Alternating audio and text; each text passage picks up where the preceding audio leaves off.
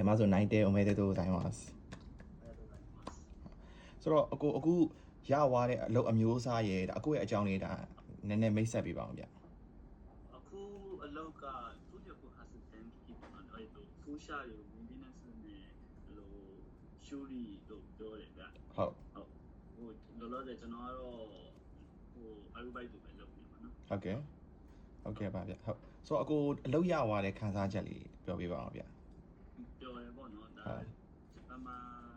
အင်ဂျင်နီယာအနေနဲ့ပထမဆုံးလုပ်အောင်ပါဆိုတော့ဟုတ်ကဲ့ဟုတ်ဒီတက်မှာဆိုတော့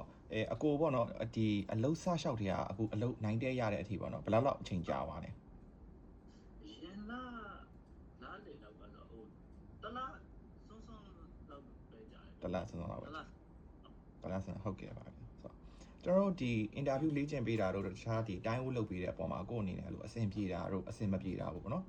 တခုခုရှိခဲ့တယ်ဆိုလို့ရှိရင်လည်းရတယ်ပုံဝင်လင်းလေးပြောပြပါအောင်ဟုတ်အဆင်ပြေပါတယ်ကျွန်တော်အဆင်ပြေတဲ့အချိန်နဲ့ညှိပြီးတော့လည်းလုပ်ပြီးဆိုအဆင်ပြေပါတယ်ဗျဟုတ်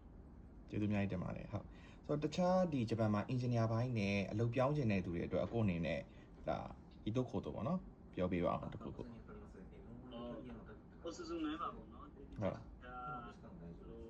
training နဲ့ data လုပ်ပေးသေးချာအလုပ်ကြောင်းနဲ့ data ပြောပြတယ်နောက်ပြီးတော့data ကိုနဲ့အချိန်ုံနဲ့ data ညှိပြီးတော့လုပ်ပေးတယ်ပေါ့နော် data visa ကိစ္စတွေပါနေတာဒီလုပ်ပေးတော့အစီအစဉ်တွေပါဗျကျေးဇူးများတင်ပါတယ်အခုလိုအချိန်လေးပေးပြီးတော့ကိုယ့်ရဲ့ honor story လေးပြောပြတဲ့အတွက်ကျေးဇူးပါဗျ